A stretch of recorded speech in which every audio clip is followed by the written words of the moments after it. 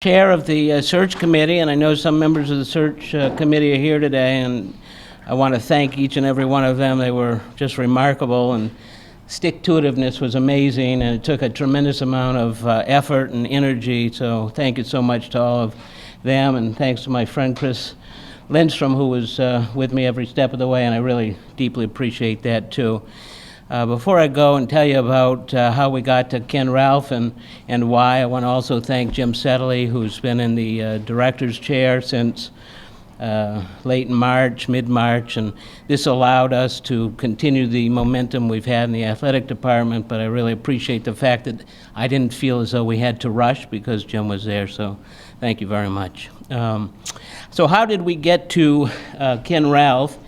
President Hunter and then President-elect Farini Mundy agreed that we would go to his search. And I spent a good deal of time talking with him about what University of Maine is, what it can be, and how should we approach athletics, both from a modern perspective and in a modern university, and how can you get an athletic department that fits the scope, scale, and intent of a world-class university like UMaine. And that required that we find somebody with a community-centric focus, somebody who believes in athletes, somebody who believes in the staff, somebody who believes in the coaches, but writ large, somebody who believes in the community, the state in which the university is located, and somebody who gets the main premise and the main promise. And Ken ticked many boxes for me and for the committee. He's got great roots, deep roots. He's coming home. His family is in New Hampshire. He knew all about the Maine brand. He knew about what we were as an athletics program, what we were as a university, and he knew how important this was to the state of Maine. He also was a sitting athletic director at a institution that had both D1 and D3 programs, which was actually a great source of comfort for us because the community focus at Colorado College was exactly, from my perspective, what we were looking for here at the University of Maine. So when we added all of that together, his experience across a whole variety of domains and experiences, his warmth, his friendliness, his outgoing nature, the lights went off, and I was very pleased, as I know everybody on the committee was, to entice Ken to come east, and he's here now. We're very, very happy. And I want now for President Farini Mundy, who's been with us now for about 6 weeks, and this is, I'm going to call this the most important hire she's made yet, but President Farini Mundy. Good morning, everybody. Welcome. So pleased that you can be here, and so pleased that we have this terrific announcement to make today. I also want to dispel any notion that we're trying to completely fill the senior leadership here with New Hampshire people, but I think that's a fine thing about Ken. Certainly want to thank Robert Dana, Chris Lindstrom, all the members of the search committee for your great work, diligent work through the summer, efficient, quick, yielding us a terrific, terrific choice. I think also I'd like to thank Jim Settley and all of the staff of athletics for your great work through this transition and what I know will be a continued effort to make sure we have complete smooth movement into our next phases. So I am delighted that Ken Ralph will join the University of Maine as our next Director of Athletics. This is a terrific step for us at the university. It is a wonderful hire for us. Want to warmly welcome him and his wife Mary to the Black Bear family. I know they will be energetic, active participants with all of us. Already am seeing this from Ken even before he's officially on board. Ken brings a wealth of experience, Robert's told you a little bit about this, and accomplishment in athletics. I'm impressed by his unequivocal commitment to both excellence and integrity. That comes through in every conversation with Ken. We will see it constantly. I think as we get to know him and work with him, and as everyone in athletics will see, he will be a terrific resource and a wonderful leader for us. He understands the critical role of our student athletes and athletics in the full context of the university, which is important because athletics is central for us. And we need to know that we have an athletic director who will continue the wonderful traditions here of keeping that centrality quite in focus. athletics. He's proven his ability to promote organizational excellence and to be clear about the place of athletics in the university community and beyond, as Robert has mentioned. It's obvious through our conversations with Ken and through the conversations we've had with the people who know and who have worked with him, that Ken will not only be a leader in athletics, but also a key member of the university's senior administration, who will be committed to building the future and vision of the University of Maine in a global way and in a comprehensive way, with athletics as a central part of that. So it's a pleasure to welcome you, Ken, and to ask you to make a few remarks. Thank you.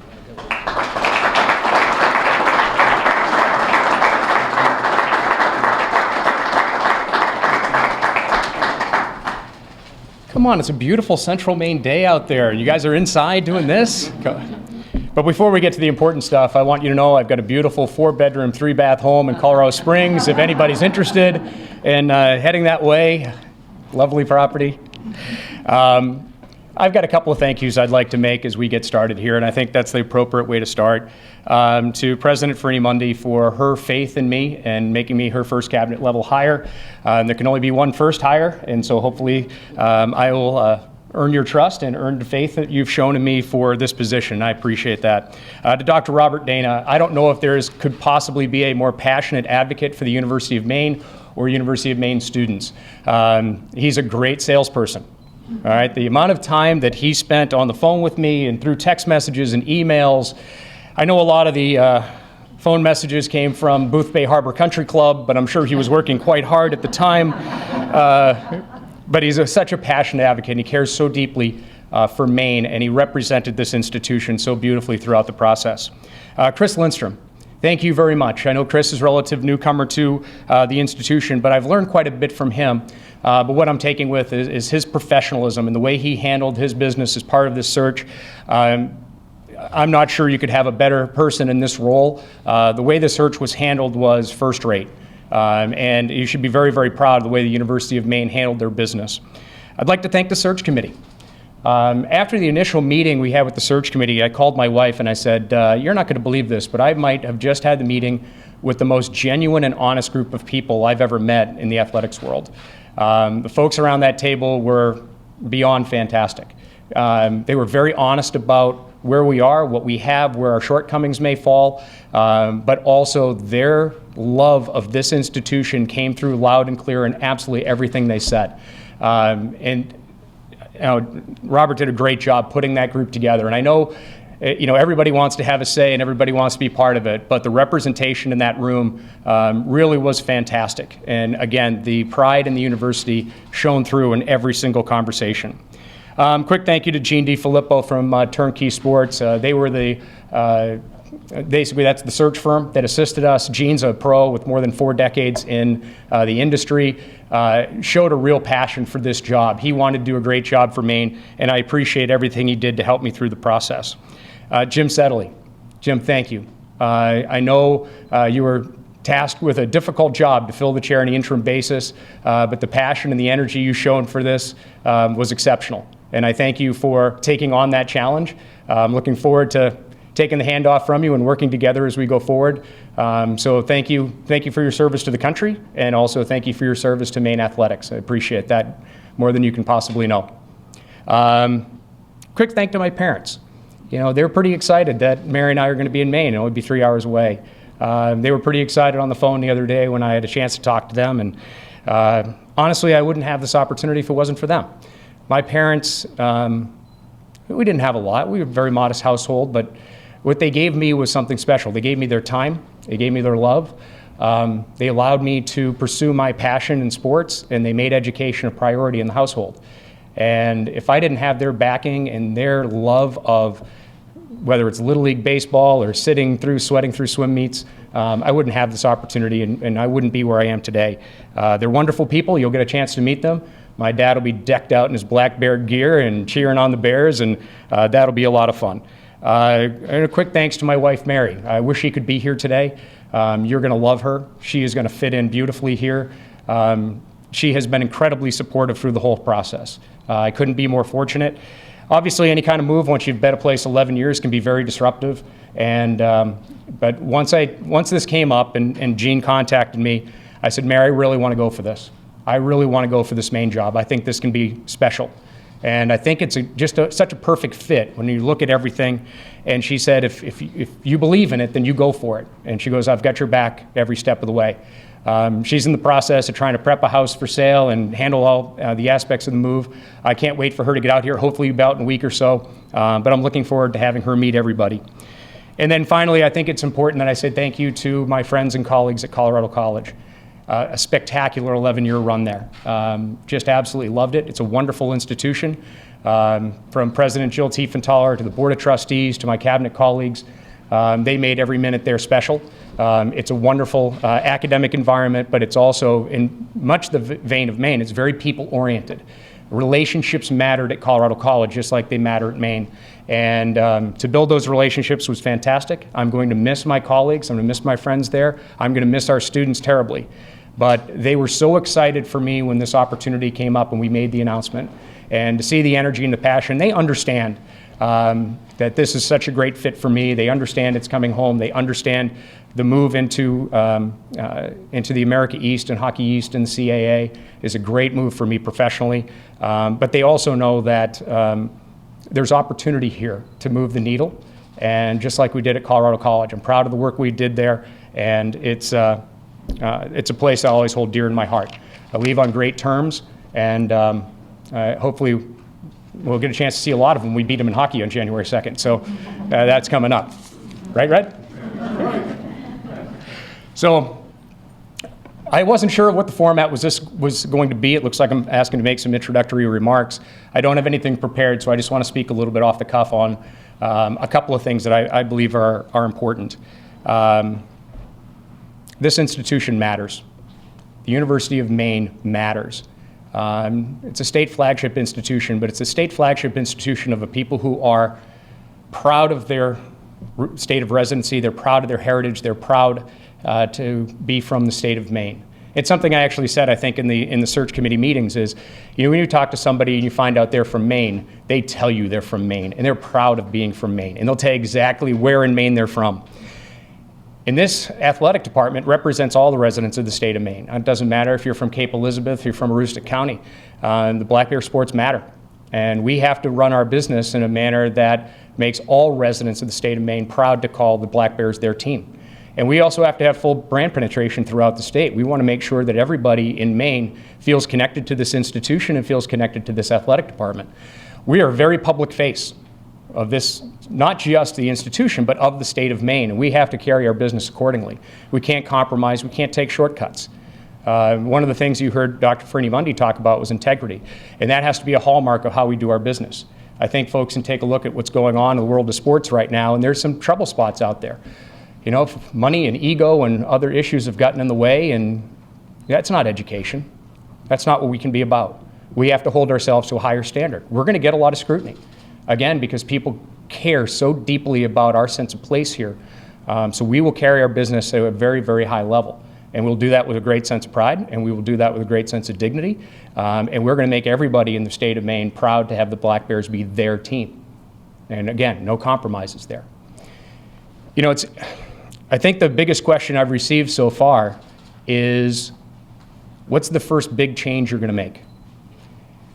And I said, other than changing my wardrobe from black and gold to Maine blue.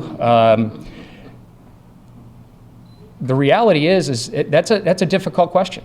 I don't understand why people just assume you have to make a big change going in. That's, to me, insulting to the people who've been running the operation to date. To just think that I can come in without a background at Maine, without knowing how this operates, and think I can just make big changes. It's a bit arrogant. I'm not going to do that. The reality is I need to take some time to look at the entire enterprise. Let's take a look at how we're operating. Let's take a look at where our efficiencies may be. Let's take a look at what opportunities may present themselves. Let's get to know each other a little bit. For me to just come in and start swinging a big sword and just hacking off things just for the sake of making change, it's not productive. I've also been in the industry 28 years. I've been an AD for 16 years. Okay? By the time you get to this point in this industry, people know what you're all about. People have already formed their opinion of you. I don't need to polish a resume, and I don't need to impress anybody anymore. It's one of the nice things about getting older. It just really is. And for me, I look at change as such a disruptive force. And excellence doesn't happen by spontaneous combustion. You don't have a flash and then a puff of smoke and magically excellence happens. This is a process. This is about pursuing constant progress, a relentless march towards constant progress. That's where organizational excellence comes from, not a flash and pan. True excellence in all its forms is about sustained success. And that's what we want here at the University of Maine. We want sustained success. And make no mistake about it, Division I athletics is not for the timid. Division I athletics is not for the faint of heart. And if we're going to have the type of success that we think we can have here at Maine, we are going to need a full organizational commitment to excellence from the university in all its forms, from the community, from our fans, from our sponsors, from our donors, from our longtime family, friends, and foundations who've provided leadership gifts. We're going to need help from all quarters to get there. We have to do this as a community. We cannot stand alone and just expect excellence. We've got to go out and pursue it. We have to provide a strategic direction. We have to implement a plan, and we have to go after it with dogged determination. And we cannot back down. We cannot cut corners. We cannot compromise. And I'm going to ask everybody to partner with us as we do that. It's interesting because people have said, Ken, I think you're a bit of a dreamer. And I'm okay with that. I really am. When we were at RPI, we came up with a plan for where we thought we could get that department, and people said, no chance, not here. You'll never get the support. You'll never get people to buy in. And look what we did. You take a look at that East Campus Athletic Village. You take a look at what's gone on there. You take a look at how the teams are succeeding. We got there. I got to Colorado College, and people said, that's a great vision, but it'll never happen here. You'll never get the faculty to buy in. You'll never get the community to buy in. You'll never get to do it in this fundraising environment. It was right at the economic downturn. But you know what? We did it. We found a way. And I've always been in the thought that when you take a dream and you can turn it into reality and you do the work to make that dream come true, that's when extraordinary things happen. And that's when true excellence can be found. So if it's okay with you, I'm going to continue to be known as a dreamer. And I'd like all of you to dream with me. But more than anything, if you're going to do that, I want you to dream big. So thank you for the introduction here in Maine, and I'm proud to be a Black Bear. Thanks very much.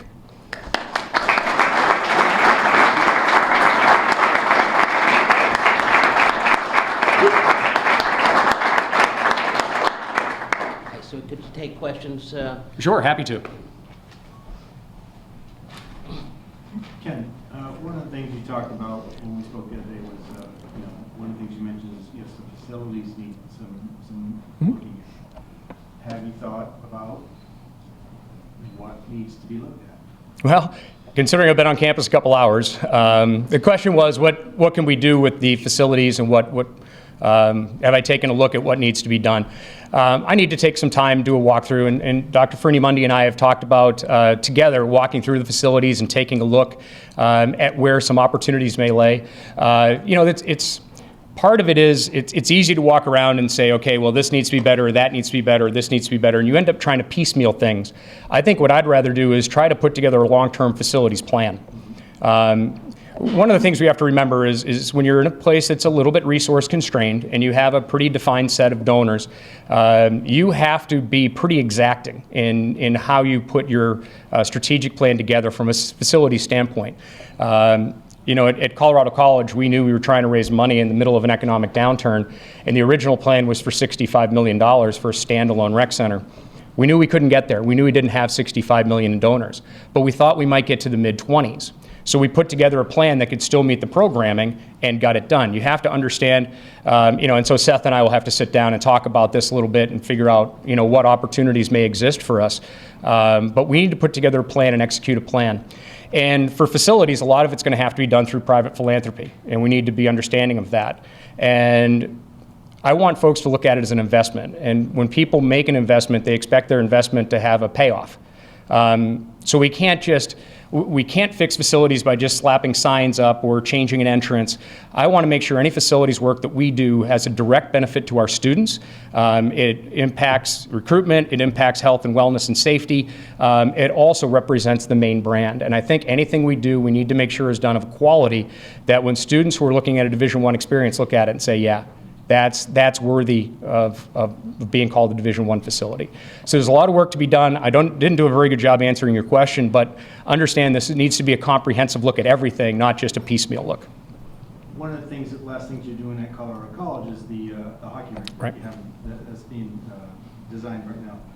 And you mentioned that it's going to be on campus, the new one. Mm-hmm. Would you like to see a similar thing happen here with the basketball programs which play at the Cross? You know, I haven't had a chance to experience a game at the Cross Center yet, so it's something I would really like to do. I haven't seen the contract there. Had a chance to meet a few of the folks at the Cross Center, and quite frankly, they were wonderful. Really enjoyed spending time with them. It's clear they care about having the men's, women's programs there. Obviously, there's going to be a couple signature games down there this year. I'm looking forward to that and seeing what that's all about. It is hard because you're asking your students to take a 20-minute bus ride to go to a game. And the athletic programs are really for the students. But here at Maine, it's actually a little bit more for the region than it is at a lot of other places. So we'll have to take a look at that. Obviously, you'd want all your facilities on campus, brand them out the way you want, schedule them the way you want, make them a little bit multi-purpose. You know, that's obviously the ultimate. But quite frankly, the folks from my perspective so far at the Cross Arena have really been wonderful, and they care deeply about doing a good job for the students and for the folks who care about Maine basketball. What's your number one priority? Where do you get started? What's the first thing you're going to address? Well, for me, it's getting out here. You know, I'm moving 2 time zones in 2,000 miles. It's a disruption in life, and it's happening right at the beginning of the school year. You know, I had a great chance this morning. I had a chance to say hello to our women's soccer team as they got on a bus to head to Burlington. Got a chance to go over to field hockey practice and talk to some of our students there, and really enjoyed that. So the number one priority for me is to get to know the people. It's one thing that's very clear about Maine is that people matter.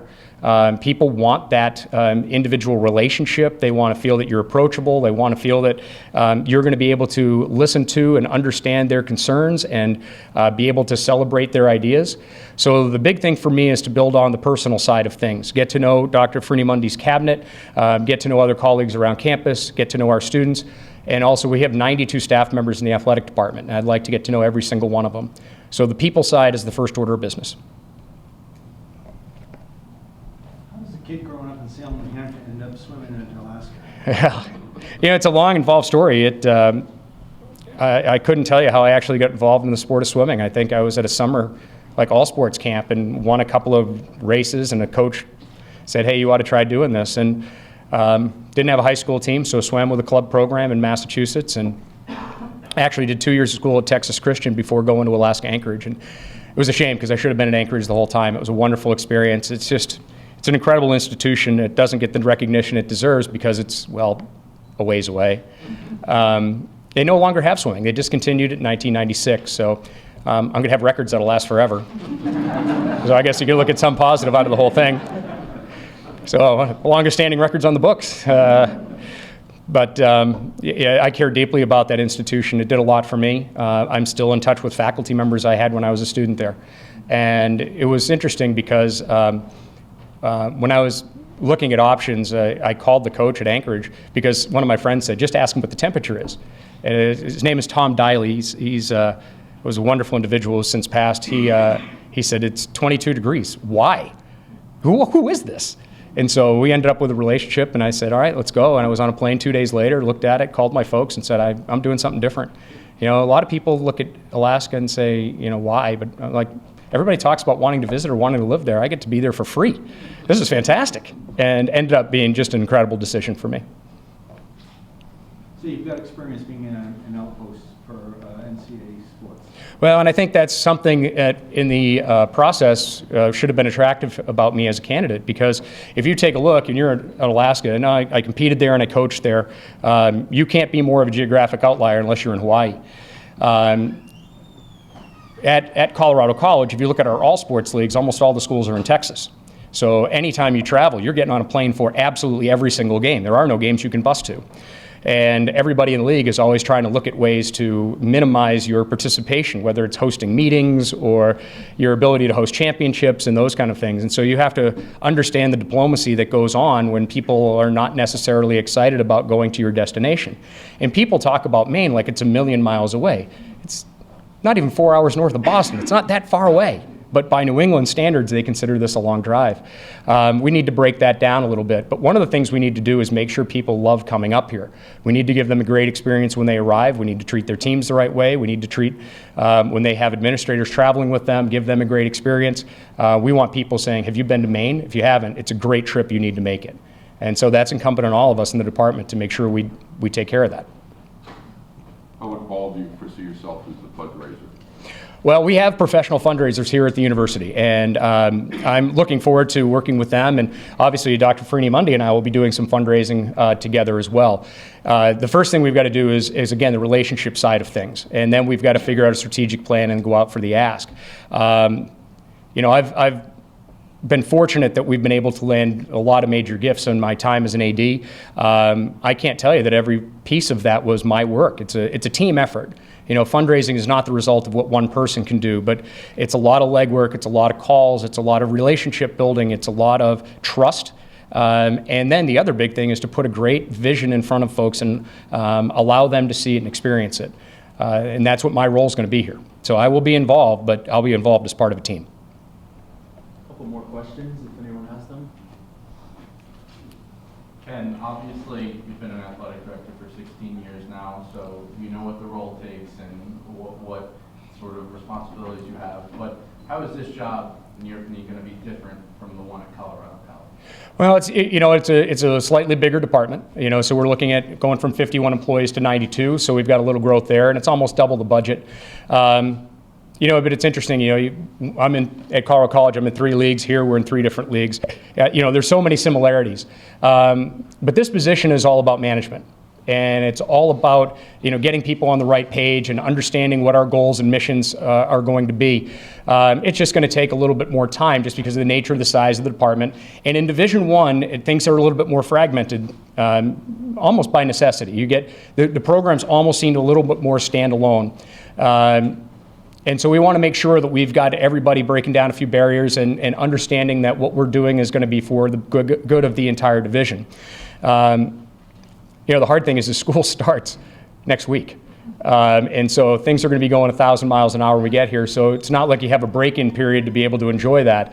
And the other thing that's going to be interesting for me, it's going to be a bit of a change, and I admit this, is going from a private school to going to a state institution.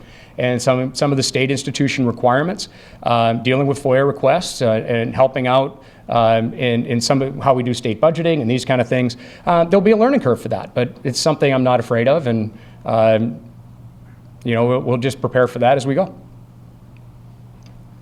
Anyone else? Just a little bit of personal, what do you like to do when you're not being an athletic director? I mean, do you have hobbies? Well, when you're an athletic director, you are always an athletic director. There is, they don't allow us downtime.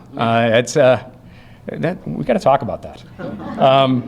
But it's just the nature of the 24/7 nature of the job. I really enjoy playing golf. I don't play as much as I should. I should be playing more. I'm going to let Red take some of my money on the course, I guess, as we get going. I'm probably, 30 handicapper. So you probably got to give me 42. I knew it. I enjoy mountain biking. That's something I like, getting out on my bike and getting a ride, a great way to clear my head. And I'm an avid reader. I really enjoy reading. It's something I try to do every single day. It's time I take for myself. And to me, I also think it keeps me connected to the academic side of the enterprise too, and when you can read and make recommendations to folks on books and things like that. So those are 3 big things. Fiction, nonfiction? Both. I mean, I jump back and forth. A lot of nonfiction. I'm a big fan of Hampton Sides. I think he writes some brilliant stuff. If you've never read him, In the Kingdom of Ice or Blood and Thunder or Hellhound on His Trail, just great reads. Nathaniel Philbrick, those kind of books. But I'll also jump into some fiction works. I'm a big Harlan Coben fan, and Brad Thor, and kind of jump around a little bit. So a little bit of everything, just keep me entertained. All right. Thank you, Ken. Appreciate Great. it. Thanks, everybody.